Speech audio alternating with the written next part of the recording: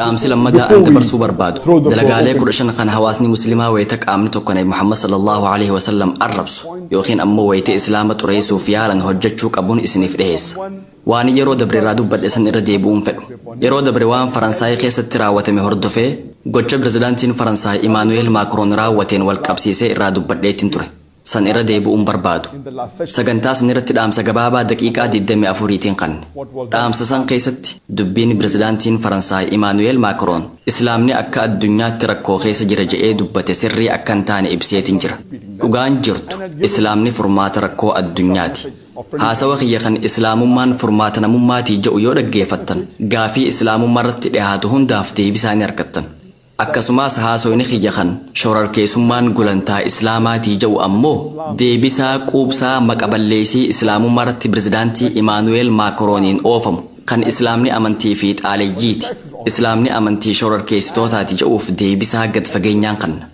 sagantaa dabre keessatti musliimoonni waan dalaguu qabanis irraa dubbadheetiin ture musliimoonni haasawa kiyya kan bara 2006tti kaartoona sobaa nabiyyiidha jechuun warri Denmaark hojjetan irratti hundaawee taasise dhaggeeffatuu qaban gaazexaan Jeyland Posten kan Denmaark keessatti maxxanfamu kaartoona sobaa garagaraa 12 kan nabiyyii keenya jaalatamaan Muhammad sallallahu alaihi wasallam fakkeessee hojjete dhiheessee ture namoonni hedduun akkaan deebisaa san irra deebi'uu na gaafatan deebisaan san kan kenname bara 2006 waggaa 9 dura waan ta'eef arraan tana dhaamsa gabaabaa waa'ee dalagaalee 15 kan hawaasni muslimaa wayita qaamni tokko Muhammad sallallahu alaihi wasallam arrabsu yookiin ammoo wayita islaama xureessuuf yaalan raawwatuu qabuun isiniif dhiyeessa yoo namni tokko faallaa rabbii subhaanahu wa ta'ala faallaa qur'aanaa akkasuma faallaa islaamaa dubbate maal goona deebisaan tun tarkaanfii 15 kan muslimni raawwachuu qabu gabaabinaan ibsa xiyyeeffannaan deebisaa kanaa waan Faransaay keessatti raawwatame qofarratti miti kan Faransaayis dabalatee deebisaa waliigalaa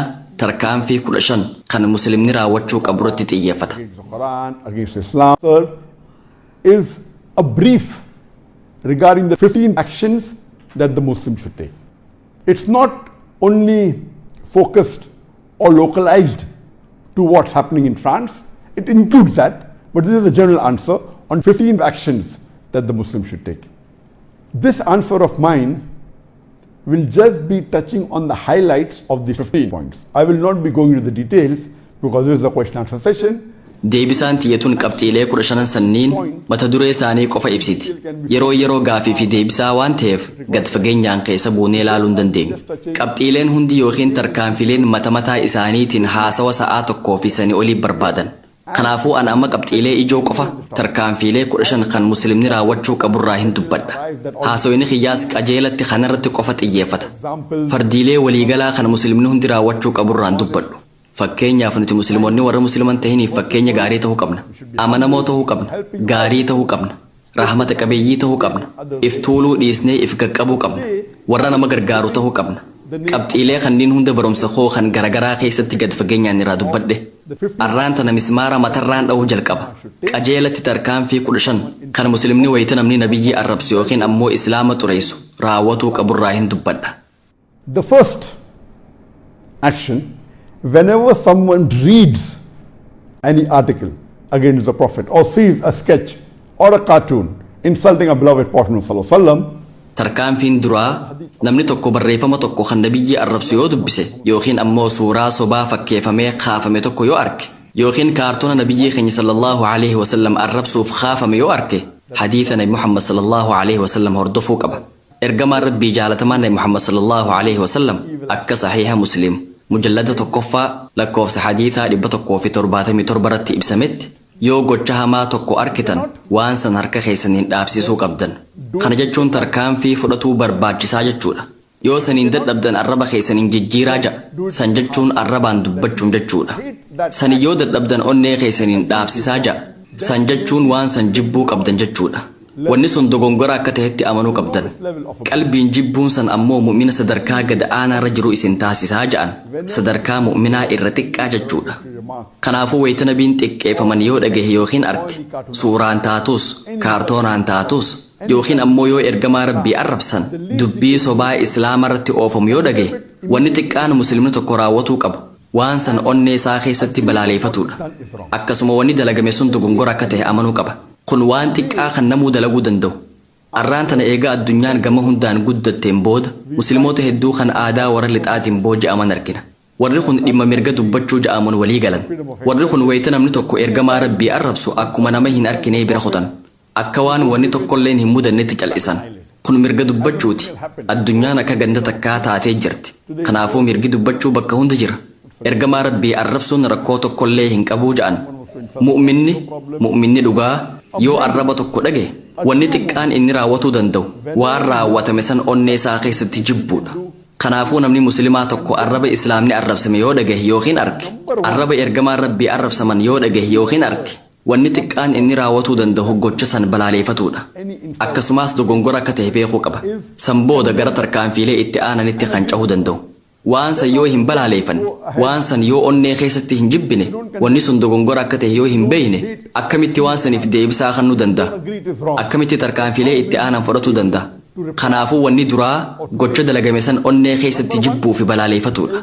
You have to condemn that act in your heart. Number 2, he should take some action. Minimum. The minimum today that the Muslim can do besides condemning that is tarkaanfiin lammadaa ammoo gocha wayiis taatu dalaguu qaba. Waan tokko balaaleeffachuudhaan cinatti wanni xiqqaan musliimni tokko raawwatuu danda'u gochi raawwatame san dogongora akka ta'e namoota birootti himuu qaba. Arraan tana addunyaan akka ganda takkaa taatee jirti. Miidiyaaleen hawaasummaa nama hunda biratti beekama. Nama hunda biratti tajaajila kenna. Kanaafuu nuti miidiyaalee hawaasaa kanniin fayyadamnee gocha kanniin balaaleeffatuu ni dandeenya. Wanni kun waggaa 10 dura waan mijaa'u hin turre. Arraan tana garuu ummata addunyaa keessa jiraatu keessaa ummanni 60 ta'u intarneeta ni fayyadaman. Ummata biliyeena 7.82 keessaa 60 kan ta'u intarneeta ni fayyadaman. Ummata biliyeena 4.56 jechuudha. Kanneen keessaa ummanni biliyeena 4.4 ta'u miidiyaalee hawaasaaf fayyadaman. Kana jechuun ummata addunyaa keessaa 53 kan ta'u miidiyaalee hawaasaa ni fayyadaman jechuudha. Eegasuu ummanni muslimaa maal dalaguu danda'a? Musliimoonni hedduun miidiyaalee hawaasaa fayyadamuu danda'uu qaban. Facebook tahee, YouTube tahee, Twitter tahee miidiyaalee hawaasaa qabaatuu qabna. Gochaalee hamaa akkanaa kanneen miidiyaalee hawaasaa irratti balaaleeffatuu danda'uu qabna. Dandeettii waa barreessuu yoo hin qabaanne akkasuma jechoota gaggaarii fayyadamtee waa barreessuun yoo kasitti ulfaatu ta'e wanni xiqqaan ati dalaguu dandeessu gara peejiiwwan feesbuukaa kan biroo deemuudhaan yookiin ammoo marsaalee hawaasaa kanneen biroo keessa seenuudhaan waan hayyoonni islaamaa waan daa'ileen islaamaa dalagan dubbisuudhaan waan san kooppii gootee akkaawuntii kee kan miidiyaalee hawaasaa san irratti maxxansuudha. Arraan tana feesbuuk miidiyaalee hawaasaa keessaa kan namni heddumminaan fayyadamuu fi isa irra guddaadha. Haga gaafa Oktoobar 2020tti fayyadamtoonni feesbuuk biliyeena 2.7tu jira. Kunniin ji'aan osoo addaan hin kutin warra fayyadamani. Kana jechuun ummata dachira jiru keessaa 35 kan ta'u feesbuuk gubbaa jiran jechuudha. Hawaasni muslimaa heddumminaan miidiyaalee hawaasaa hin fayyadaman jettanii yaaddanis musliimoota keessaa 25 kan ta'u feesbuuka ni fayyadaman. Arraan tana lakkoofsi hawaasa muslimaa biliyeena 2tti dhiyaatee jira. Torbaan dabre keessa hoggantoonni biyyoota muslimaa muraasni ummanni muslimaa dachira jiru biliyeena 1.6 yoo ja'an gariin ammoo biliyeena 1.5 yoo ja'an arkee rifadhe. Lakkoofsa kanniin eessaa harkatan?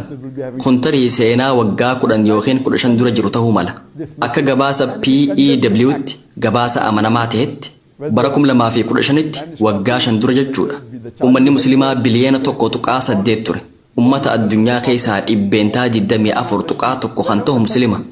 Akka ragaan lakkoofsaa himutti ummanni muslimaa waggaan 2.2 guddataa jiran. Ragaan gariin 1.5 guddataa jiran ja'a.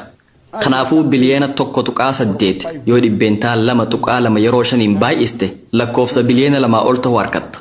Yoo lakkoofsi muslimaa 1.5 guddataa jira jettee walii galte ammoo ammaan tana ummanni muslimaa biliyeena 1.95 gahee jira jechuudha.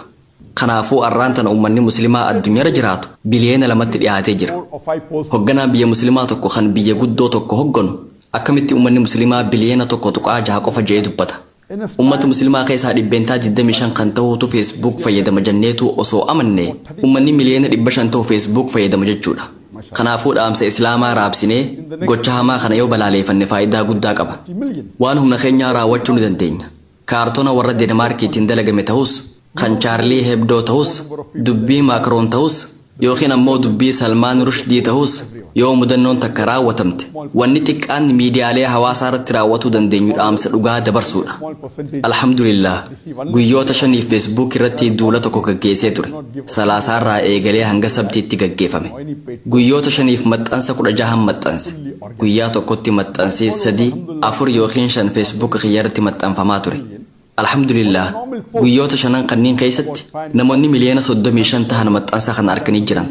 Maashaa Allah torbaan itti aanu keessatti miliyoona 45 yookiin miliyoona 50 gahuu mala. Kanaafuu namuu Facebook isaa irratti maxxansuu ni danda'a. Akkuma beeknu arraan tana Facebook irratti yoo hordoftoota hedduu qabaatte warri Facebook dhaamsi kee nama hunda bira akka gahu hin hayyaman. Hordoftoota kee keessaa namoota muraasa qofa bira dhaqqaba. Maallaqa yoo isaaniif kafaltan malee namoota muraasa qofaatu dhaamsa keessan argata. Akka imaamata keenyaatti an doolaara takkallee beeksisaaf jeen kafalu. Wanni nan maxxansu guutumaan guutuutti qulqulluudha. Hordoftoonni kiyya kan Facebook irraa alhamdulillah miliyoona 22.6 ta'an. Wanni nan maxxansu namoota 500,000, 800,000 yeroo takka ammoo hanga miliyoonaa ni dhaqqaba. Garuu maashaa Allah avreejiin isaa haalaan guddaadha. Tiwiitar irrattis maxxansuu ni dandeessan. Balaaleffannaa keessan kana YouTube irrattis maxxansuu ni dandeessan.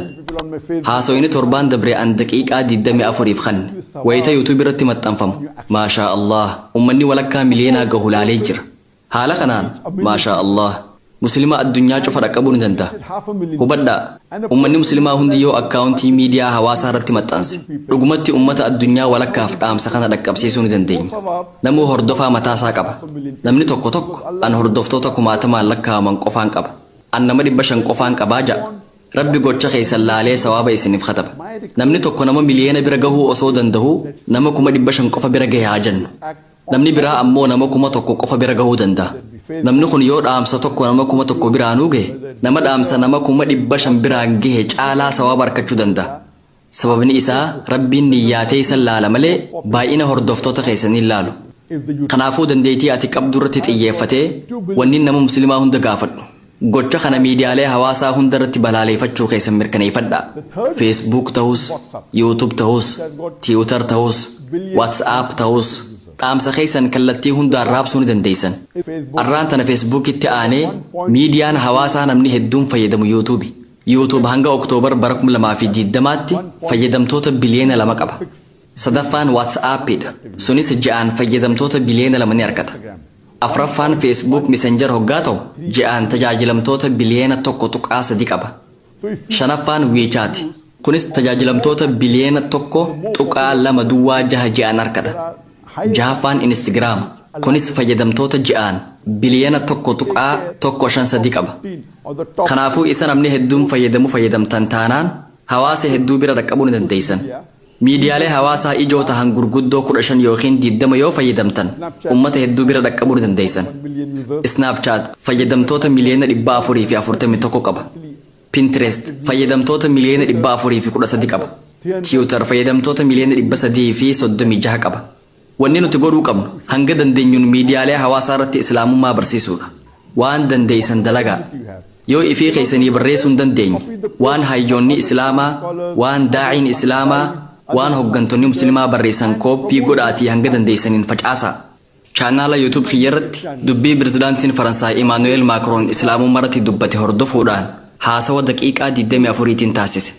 Viidiyoon daqiiqaa 24 san guyyaa 3 osoon guutin daawwattoota 500 harkatuu danda'e. Alhamdulillah. Kanaafuu Facebook, YouTube, Instagram fayyadamuudhaan barsiisuu ni danda'ama. Intarneeta keessa deddeemaatii kitaabota yookiin paamfileetota waa'ee ergamaa Rabbi irratti sallallahu alaihi wasallam barreeffaman funaanaa. Bukuleenni gabaabaan nama lammii Hindiitiin barreeffame tokko kan seenaa jireenyaa Nabi Muhammad sallallahu alaihi wasallam kan Raamaa Kirishnaa Raawootiin barreeffame isa irra gaariidha. Akkasuma kitaaba nama Laamaatiin ja'amuun barreeffame keessaa waa'ee Nabi Muhammad sallallahu alaihi wasallam fuudhuudhaan maxxansuu ni danda'ama. Kitaaba Heroes in Hero Worship jedhu keessatti Toomaas Carlyle waa'ee Nabi Muhammad barreesse. San keessaayis waan barreeffame kooppii godhuun hiriyoota keessanitti erguu ni dandeessan. Kitaaba The 100 Most Influential People jedhu keessatti kan Michael H. Hart barreesse. Sanis fuutanii hiriyoota keessanitti erguu ni dandeessan. Seenaa Nabi Muhammad sallallahu alaihi wasallam guutuu isaatis erguu ni dandeessan. Siiraa haala gaariin barreeffame kan The Sealed Nectar jedhu kan Sheekh Sofiyyur Rahmaan Mubaarak Puriiniin barreeffame fayyadamuu dandeessan. Kitaabonni hedduun isaanii bilaash gadhiifaman. Kafaltii takka malee harkattan. Hiriyaa keessan kan musliman tahinitti, hiriyaa keessan kan muslimaattis ergaa. Akkasuma miidiyaalee keessan kan hawaasaa irrattis maxxansaa. Haalaan salphaa waan ta'eef facaasaa. Miidiyaan hawaasaa bilisa. Waan takkallee kafaluuf hin dirqamtan. Miidiyaa hawaasaa irratti waan kana facaasuu hin dandeessan namni isiniin jedhu hin jiraatu. Haalaan salphaadha. Islamic dais, other Islamic leaders, and promote this as much as you can. In my YouTube channel, I gave a reply for about 24 minutes.